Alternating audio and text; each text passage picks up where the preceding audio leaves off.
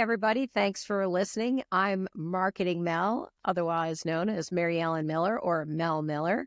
And I'm here on MarketingMel Tells. And my guest or my fellow host of this program is my wonderful ETSU college intern. And I'll let you introduce yourself. Hi, I'm Kaitlin, and I'm happy to be here. Well, I'm tickled to have you. If anybody isn't tapping into the resources of Gen Z, they're missing something because you guys are great. I love Gen Z. Super smart, super talented people entering our workforce. So we got to be glad to have you. So Kaitlin, I'm delighted for all the help you've given me here at MarketingMel over the past year now. Can you believe it? I honestly cannot believe it. It has flown by. It has flown by, but you were a super sharp ETSU marketing student. And for those who want to know how you make a connection with a great intern, for me, it was your professor, Michelle Sullivan. And she said, well, I've got this great college student, and professors always know who the sharp people are. And so we connected and we've been working together for a year now. So that's super exciting. Yeah, it's been so much fun. We've had some great adventures together, and this podcast has just been one of them. We filmed one episode already that is out, and that was kind of our pilot episode where we were just trying to find our footing and our groundwork. But I think it's going really well, and I'm excited for what our topic is for this episode. Well, why don't you go ahead and tell us a little bit about today's topic? So basically, we kind of are talking about AI in marketing.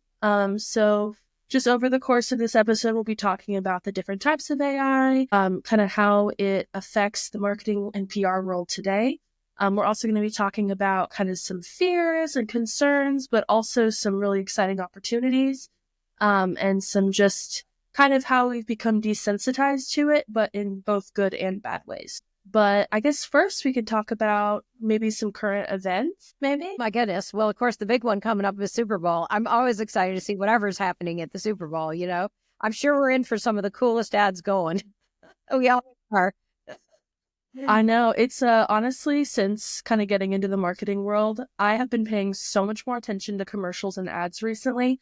Like, you know, I feel like especially like when you're younger and if you're not in marketing, you just see ads as like annoying, which they still are, depending on kind of what you're doing. But I've kind of like been really watching, like, I'm like, oh my gosh, like I see what they did there. I see the colors they used. Oh, that subtle branding that they did. That was so interesting. And so now I'm just the nerd at all of my friends' gatherings whenever we would watch a game or something together. I'm like, oh, did you guys see how they did that product placement? And they're like, Kaitlin, please, for the love. And I didn't get to watch it, and I hear I must have missed quite the infamous dress, so to speak, last night at the Grammys. But looks like Beyonce did super with the album of the year, and also kudos to her. That's awesome. That is awesome. That's great. So a lot going on in the marketing world, that's for sure, at the large macro level in the world right now. Yes, lots going on.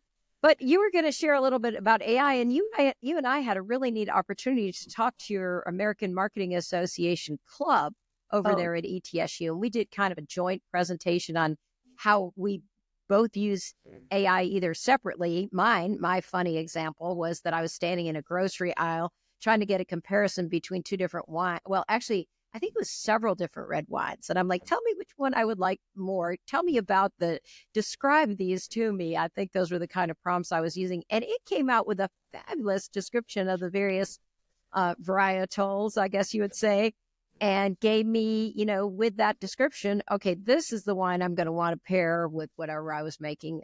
We'll pretend it was a steak. I don't know that it was, but it was very helpful in that. And I have other friends that use it all the time for meal planning. Yeah.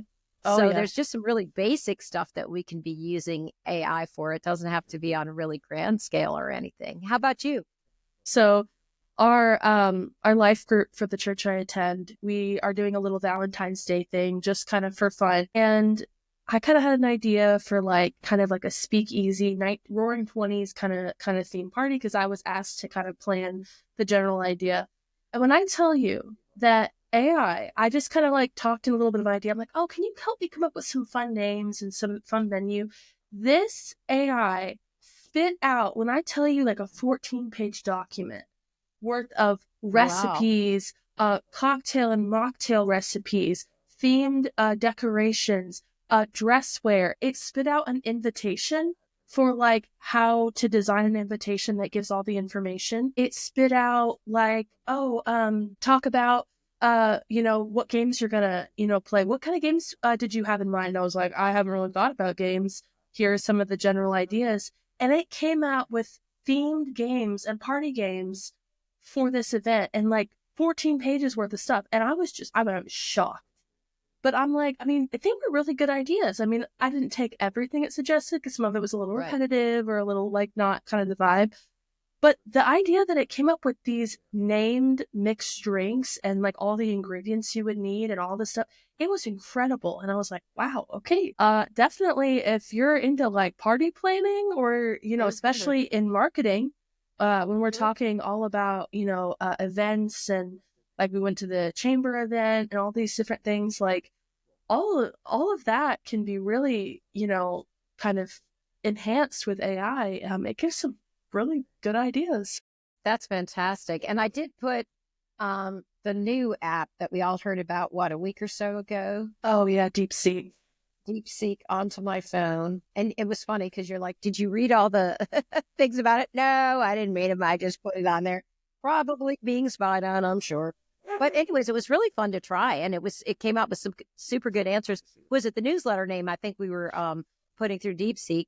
And while it's not necessarily the one we directly used, it always gives us some great ideas. Oh, yeah. I heard somebody say it's like AI is like having the best marketing helper you could have, a marketing assistant with you. And that's the way you have to look at it. Now, there are some downsides. I shared with you a downside story. Remember that? Oh, yes. And that was that someone I know went to interview somewhere. I'm going to keep this really general. And the person was a Gen Z like you, and they were interviewing, and the people were like, oh my goodness, we're so glad. It was like, you're a real person. The person that we recently interviewed had generated their resume on AI, said they knew programs they didn't know when they got into the job interview. Yeah. Can you imagine? So that would not be a good use. If you're going to use it for your resume, you better know what you're saying on your resume is true. No, absolutely. That's so I'm taking an AI class in marketing right now. And it's basically we're kind of learning right now how to generate prompts. And that is like the most important thing because you can't just say, make me a resume for this position. I mean, that's how you're gonna get, JavaScript and all these programs that you've never even heard of. Okay. Because AI tells the recruiter what they want to hear. But when you end up having to actually when you sit down and you're like, okay, I have this qualification, this qualification, this qualification. I have this experience, this education. Here's the job description. Now can you make me a resume? And then here's the kicker. You go back through it and you check and make sure because AI is not the end all be all. It is not going to be the life blood of what you do. It's a shell, and it's the same thing with people who use it inappropriately on trying to write papers and essays and stuff. It's great for outlines, it's great for ideas, it's great for even an intro paragraph if you're trying to get your words across. But I've seen so many people talk about how they haven't even proofread, they just copy and paste, and they'll have paragraphs where it'll be in parentheses and it'll be insert company here. And I'm like, oh my gosh. Or worse, I saw a screenshot on, I think it was Instagram or something. And it was a screenshot of someone taking a picture of their paper. And they left in the chat GPT response, sure, here's an essay about blah, blah, blah, blah. And I'm like, well, you know what? All this tells me, Kaitlin, is that critical thinking is going to become more and more important. Because that's what differentiates us from those robots. And right. You're giving all the great reasons of critical thinking and how you have to actually really write and have a few writing skills involved here. You're just taking that as kind of a platform, but then you're jumping off from there, which is the right way to use it. Oh my goodness. Okay. So that's a heck of an introduction. I know that was just our introduction. We really just hit the ground running there. Seriously. But tell me about, my goodness, since we've last chatted, we've had all these interesting things going on. You had the TikTok ban, which my understanding from talking to several Gen Zs like you suddenly made it not so cool anymore. And then Yeah. there was the other, what's it called? Red Note. And so just catch us Oh, up yes. on what's going on out there. I don't know. It was like once everyone was talking about the TikTok ban and people on TikTok were really blowing it out of proportion. Like, oh, we're losing this amazing thing. And then it was so interesting because then it like went away for like 12 hours. And then nothing happened. Nothing happened. Like, absolutely nobody's lives changed. Nobody really missed anything. People went on to either Instagram Reels, the older generations went on Facebook Reels, and then a very certain minority went on YouTube Shorts. And that was it. And then when TikTok came back, which most everybody deleted the TikTok app because they were like, I mean, why am I going to keep this app that is taking up storage on my phone that, you know, isn't even working? So when they brought it back, it's now banned from the App Store, so people can't re-download it. So there's kind of this split of the people who didn't delete it and are still on TikTok. And then there's the other half of people who deleted it, and nobody's lives are different. And in fact, TikTok has seen like a crazy decrease in viewership and ads and all this stuff because people weren't really happy with it. I mean, it's kind of the equivalent of like, I feel like if people like banned, I don't know, I'm giving an example, like certain like nicotine products, people would be upset for a while, but then it's like, we probably shouldn't have really been having this anyway. It was going to kill us anyway, so might as well. So it's now we're seeing this resurgence of like memes and jokes and even going as far as like making comments about, oh, the patient people who waited for TikTok to come back and the impatient people who deleted it. Oh, that's it's just like it's just another way to create division. But it's just crazy that you're seeing this, but everyone just kind of agrees that like TikTok wasn't that special. Like, you know, it's not that special. I mean, like, they made this big deal after being gone for 12 hours. And it's like, we didn't even have time to miss you. It kind of put everything into perspective that it's like social media can be gone just like that. I mean, any platform like that marketers use, that's why we have to use so many. That's why we have to be on Instagram, Facebook, LinkedIn, TikTok, Twitter, Blue Sky, all these different platforms, because I mean, we saw it with Vine. We saw it with way back in the day, MySpace. We saw it with all these different platforms that are just up and gone. I mean, that's just how it is. And so TikTok was Musical.ly before it was even TikTok, and that was gone. So I don't know. I just think it's a really good lesson on, you know, diversifying your portfolio and making sure that you stay with current trends, but you know that that's what they are, is trends, you know, and trends are fleeting. Well said, Kaitlin. I'm really glad to hear you say that. Those are some great insights for a senior in college. Thank you. And as you were talking, I was reflecting on a couple of things. One, we all went through this in the year 2000. This exact same thing happened. Everybody's computer was going to crash and the world was going to end and all these things. Just like you heard at TikTok, all those people getting so emotional if TikTok went away. And guess what? We all turned on our computers in 2001 and they still came on. And we're like, I've heard this all before. Yes. And, you know, there is a bright, shiny object because I know I used to really like Vine back in the day. So it's kind of whatever is the newest, greatest thing. But you also reminded me of something very important that you said and insightful, which is that you should really own your own platform. And I personally had that happen years ago because I was embracing being a professional communicator. I embraced social media a long time ago when it was first coming along the pike. And I did it. In fact, I used multiple channels on a local political campaign when no one else had used that. And guess what? Person won, because it was very important to embrace those at the time.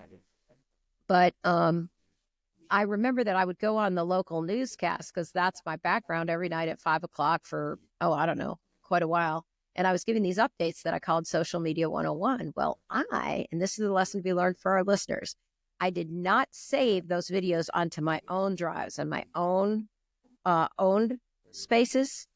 And instead, I was relying on the TV station because who's ever going to think that a TV station servers will go down? You know where this is going. Yes. And so when I went to grab all those recordings off so that I'd have them for my creative portfolio, guess what? They had switched servers and they'd lost a bunch of stuff on their servers. And I've actually heard a similar story from another different TV station where they lost some of their own videos that way. So it really goes to show you redundancies are so important, backups, but to own your own media. And I think this TikTok thing has really shown it, that you've got to have things backed up and things on your own channels. And particularly websites and newsletters are huge right now, where you have people who signed up to get your information coming into them. That's very important, because then that's your channel and that's your audience. Yes. So that would be my word of wisdom for today. Absolutely. And it's also, I mean, it's,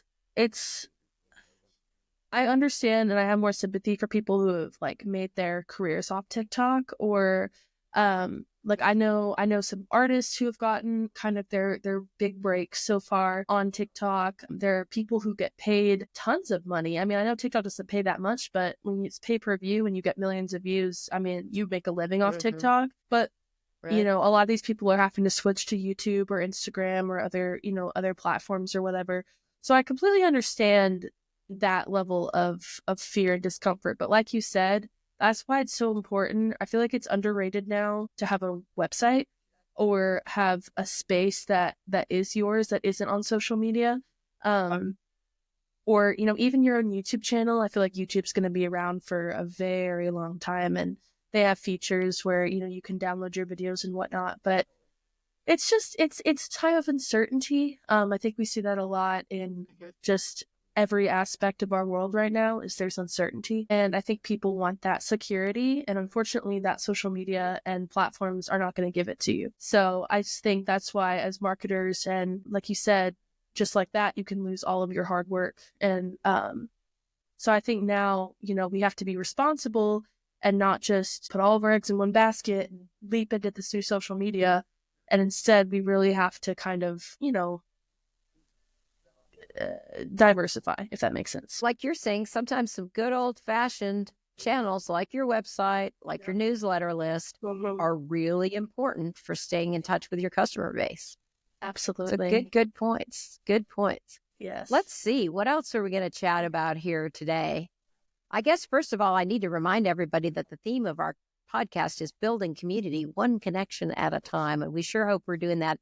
And for those folks listening, we love connecting with you. Feel free to connect with me here at MarketingMel.com. And also, I can definitely reach Kaitlin, because we're usually together several days a week, whether it's at a chamber luncheon, at Panera Bread, here at Spark Plaza, or all over the place, or sometimes over at the university. But are there other things that you wanted to talk about? You had mentioned some of the different types of AI out there and what you see as the advantages and disadvantages, Kaitlin. Yes, and I'd love to hear your opinion too. So I guess, you know, something that is, everyone is in the AI game now. So Google has an AI, Gemini, I believe. Microsoft has Copilot. Gemini several times. Yeah. Microsoft has Copilot. Of course, OpenAI, ChatGPT. Now we have DeepSeek. And like, there's a bunch of just random ones that I see pop-up ads for that that are now specifically for studying, or one specifically for like fitness, like a fitness AI that tells you exactly how many steps to take or whatever a day to live forever. And some of those, of course, are more experimental, but it's also interesting to kind of the benefits, if any, of using one over the other. Very briefly, I'll kind of discuss where I am with some of them. I haven't used DeepSeek yet, except for, I mean, you used it. I haven't downloaded it yet. I did a little bit of research, and they might end up banning DeepSeek in the USA as well. Probably. So that's probably the next one to go. I mean, we're not. I don't even know that Timo's gonna get banned. Everything's gonna get banned. I'm just along for the ride. So I haven't downloaded that yet, but so ChatGPT is my personal favorite. That's the one that I use to plan the party. I haven't used a lot of Gemini, which is funny because I have a Google Pixel phone, and it's supposed to be like built in, and they replaced like the Hey Google feature or whatever with Gemini. And I mean, it's fine. Like, I don't, you know, it's just like an AI to me. I kind of use ChatGPT because it was like the first one. I'm more familiar with it. Copilot we get free with my college subscription, so we get like the pro version. Oh, okay. I am not a fan of it. And it's very hard for me to put into words, but it's very, it's kind of pushy. Like, this sounds really this sounds so just first world technology, issues, but I don't know. Every time I ask it something or I look something up, it always asks me like 4 or 5 more follow-up questions. And it just stresses me out. Like, I'll be like, oh, I'm gonna use your wine example. What wine would be great for this pairing or whatever? And then it'll be like, this wine would be good. What meal are you serving? Is it for guests or is it just for yourself? Does anybody have any preferences? Or do you like red or white? And I'm like, wow. Copilot tries too hard. Yes. Or if I need help, like I've done it with like Excel. We're doing Excel work in one of my classes. So I'll do it and I'll be like, okay, can you help where can I find this function in Excel that I need to use? Oh, it's right here. Are you working on an assignment? Do you need help with it? How many people are in your That's hilarious. But this I is really not that's so funny with Copilot, but I really need that AI Excel. I've got to take that class. I could really benefit from that. And I know even when we did that guest presentation at your AMA group, one of the students in your class had asked about it. And then since then, I keep coming across information about like training and tutorials on AI with Excel, but I could see how that would be so beneficial. What are some of the things you've learned with AI and Excel? Oh man. I mean, like firstly, I had no idea how important Excel was in the business world. Like I frankly, like genuinely, before Excel existed, I don't know how people did anything. Because that's 90% of my classes this semester. Right. Like that's all it is. As a business major. As a business major, that's all it is. So I think kind of what we're focusing on is like automation. We haven't really learned about AI in Excel right now. It's mostly just the formulas. I personally use AI to help me learn the functions and help me locate things. So sometimes if I'm studying for like an assignment or like a quiz or whatever, I did this just a couple days ago. I said, here's the general what they're asking me to do. And I'm trying to find the formula, but I can't make this formula work. Can you explain step by step with an example problem how you would use this formula to complete the task? And then I just did that like 3 or 4 times until I was able to understand what it was asking me to do. And then I was able to get the question right. So I don't ever, because usually it doesn't do very good with specific problems because you can't just like import a data set and all that stuff. So what I'll do is I'll just literally ask it to give me examples that it can curate, and then I'll kind of learn from that. I am curious to see if AI will be a feature in Excel in the future, since Copilot is already so prevalent. So I am curious to see kind of what that feature would look like. As of right now, there's no integration. But I'm very curious to see kind of where that future would go. If that makes sense. So that's very helpful, the information that you just gave there.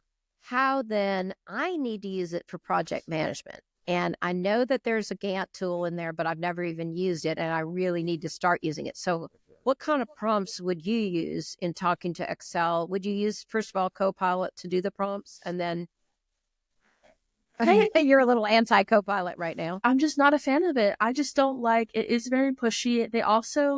It doesn't give very detailed answers. Like, they're much more yes or no answers and then ask you 4 million questions after.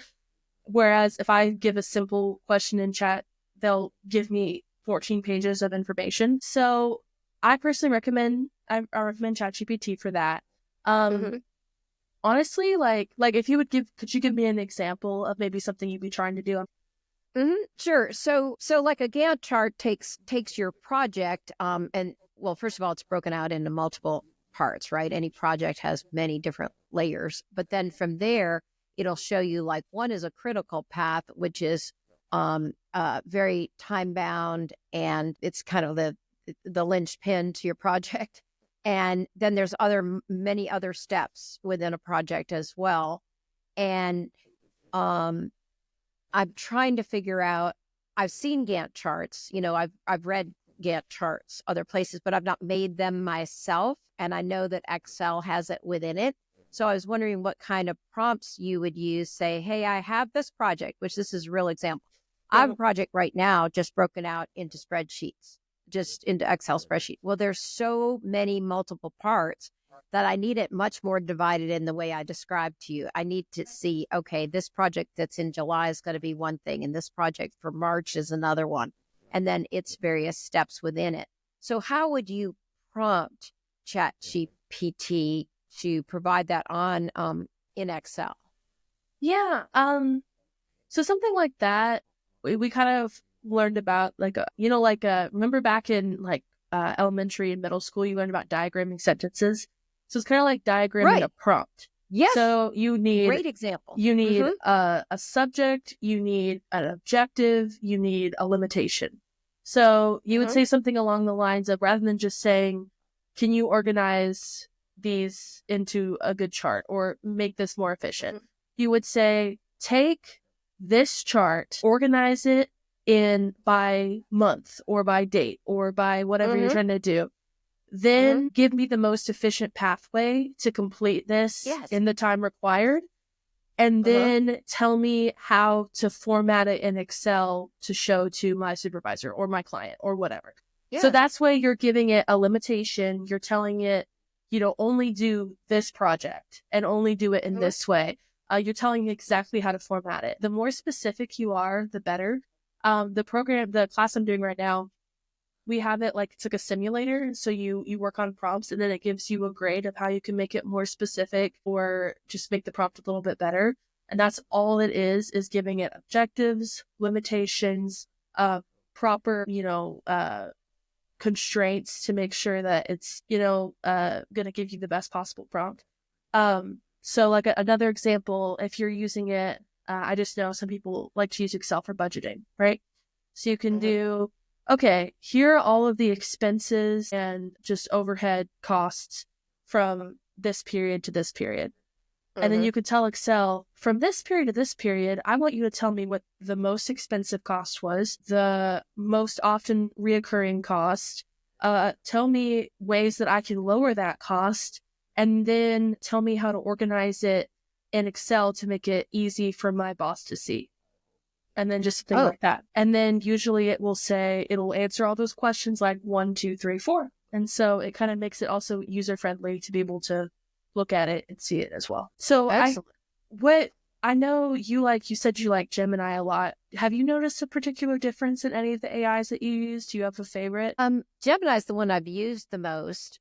And I forget why I started leaning towards it originally, but I maybe I thought it was more personable. It just seemed to be coming up with, more connected to me kind of results. That sounds so weird talking about a robot, but I know.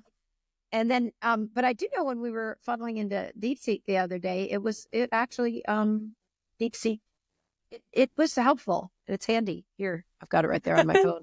Probably I better probably hide it because I'm sure it'll be banned tomorrow or something. Oh my goodness. I know. It's hard to also try to decipher what is fear mongering and what is actually real. So you see a screenshot of a legislature that's passed around saying, I think the one I saw was like, anybody who downloads DeepSeek will have a $20,000 fine and up to 8 years imprisonment. But it just cracks me up. So I think you're okay right now. If we don't hear from you for 8 years, we'll know what happened. I have to refer back to our earlier conversation of you must think critically, really think about it, and always check your sources, check where that information's coming from. It's so important. Let's see. Absolutely. You had a really cool story you were going to share with me about some drones. I'll just throw that out. Tell me about that in AI. Oh my gosh. So in one of my classes, I'm going to try and keep it vague because I don't really know if this is like a patented situation or what. But so I was sitting in class and our professor is lecturing about just, different stuff. And all of a sudden he's telling us kind of randomly about him and someone he knows is working on making AI-powered drones to sell to farmers to plant seeds more effectively and efficiently in their farm. And Mm-hmm. so what was crazy is, first off, this is also just bizarre to me that this is like a generational difference. I was like, kind of like, whoa, what is happening? Like, I mean, it's super cool, but it's like, I didn't realize we'd heard about drones, we'd heard about AI. I mean, it makes perfect sense to combine them, but Yeah. it felt very crazy to me. I mean, we live in an era of self-driving cars now. Like, Right. but it blew my mind. And I was telling you about it, and you were like, honestly, that just doesn't even faze me anymore. And I was like, Yeah.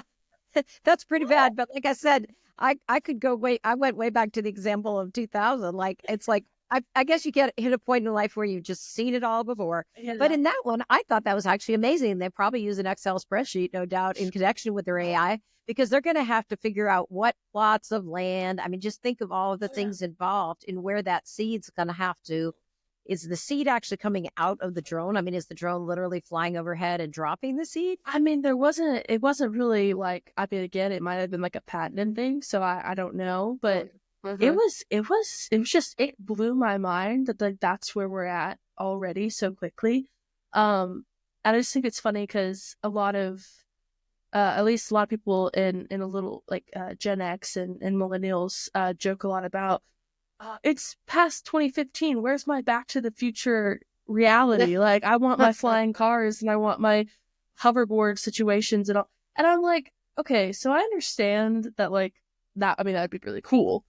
But we do Mm-hmm. have self-driving cars. We do Yeah. have features in said cars that tell you that the dog is in the car and he's air conditioned and having a great time while you're in Kroger, you know. We already have AI that can spit out just years and years and years worth of information in a millisecond and tell you, like you said, about the best wines that can be used. Whereas people used to get these books and spend hours of their life reading about perfect pairings, and then they go to dinner and Nope. they impress their date by ordering just the right Sauvignon Blanc or whatever, I don't know, wines. No, And you got it right.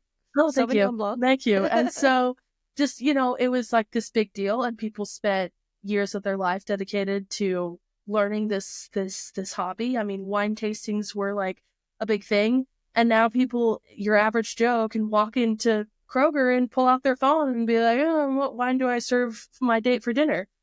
And Right. so it is, I mean, it's very interesting. We are living in the Back to the Future. If anything, it's a little more, I mean, it's a lot more actually intense. They had no idea that AI would even be possible. I mean, there's tons of movies about AI taking over the world. And I mean, here's all of us Never willingly know. downloading it on our phone. So Right. Exactly. I know You it's never like, know, do you? I know, I think a lot of, especially like Gen X and millennials, joke about spending their whole life being afraid of quicksand and not AI. It's like we were focusing on the wrong things. Ah, that's sweet. That's sweet. Nah. I think the thing is, you always have to embrace the change. One thing constant in life, my dad always said, is change. So just embrace it and learn to work with it. And, whether it's picking wines in the aisle or, for you, creating a party, right? It came Yeah. up with wonderful ideas for a party. And for those who don't know, you were talking about a Roaring Twenties party. That's a big deal in Johnson City, Tennessee, because urban legend has it that Al Capone hung out at Montrose Court. So maybe you can throw a little Al Capone into your party too. Oh, it came up with ideas to make wanted posters for a bunch of the Mhm. people who are attending, and so I've been having a little fun with that. Oh, Um, that is fun. And we were called Little Chicago here because yeah. supposedly it was halfway between, I think he went to Miami and Chicago, of course. And this was some sort of halfway point on his route.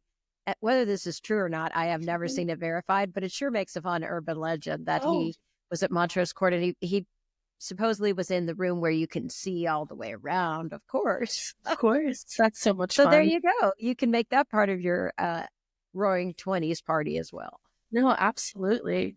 Um, are there any, I guess, I know we kind of touched a little bit on like the story about the resume and then our intro and everything, but is there any kind of like lasting, little things that you have that you are either concerned about with AI, excited about, things that you're really interested, especially in the PR world, because that's kind of your focus. if you've noticed any major changes that's happened with AI in public relations.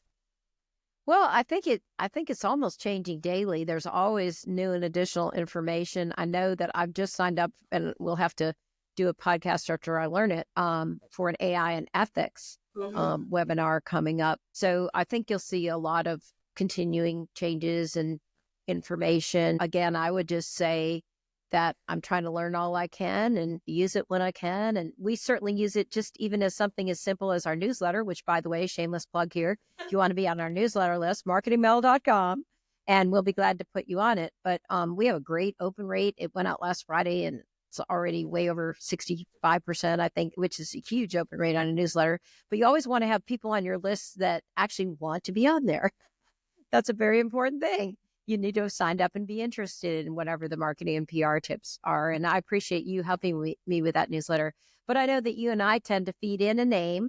Like this time we called it Heartfelt Thanks. And I don't know if that was ultimately the AI name that we used, but it was certainly helped us in the brainstorming. Hey, what would be a good name for a Valentine's edition kind of thing? So that's just a kind of a close to home example of how useful AI can be, even for something as simple as a newsletter name. No, how about you, Kaitlin? Got any tips? I mean, other than if you need to plan a party, use AI for that. And then I guess I wanted to talk about briefly, as we're kind of coming short on time. You were looking for potential sponsors, right, for this podcast? Is that right? Sure. We're always interested in potential sponsors. We're interested in additional guests on the podcast. So just feel free to reach out at MarketingMel.com. And I'll do one other shameless self-promotion, and that is that my book just got into the generalist store here in Johnson City, Tennessee. So if you're around shopping local, I really appreciate it when local vendors support local authors. So shout out to Brad for bringing me into that bookstore, and you'll be hearing about that. And then also stay tuned. I'm on BarnesandNoble.com right now, but when I get into Barnes & Noble, Johnson City, we'll be talking about that one too. And that's my book, Fill the Damn Thing Up, which is the book about the $400 million Boone Dam infrastructure project and how you communicate something like that, how you work with the community and community relations on a project like that. So people can find out about that at my website too, at MarketingMel.com, and they can always grab a copy. Well, I'm just going to plug the generalist for now because let's shop local. Oh my gosh, I love the generalist. Yes. It's a great Johnson City store. I guess since this is our Valentine's Day edition, I wish everybody a wonderful Valentine's. And be sure to keep up with us and connect with us here at MarketingMel.com. This is Marketing Mel Tells with Mary Ellen Miller and Kaitlin Robbins. Thanks for listening. Thank you. Bye. Bye.